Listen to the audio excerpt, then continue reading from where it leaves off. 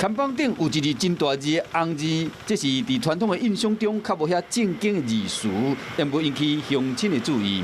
就是一开始可能会觉得，是黑道吗？不是，因为它的看板的底又是黑色的。但是知道它是刺青师，就是之后比较不会往那个方向去。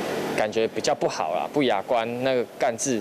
但是如果是年轻人来做一个改变，为地方来做改变这个干字是应该是可以用在这个能干上面的。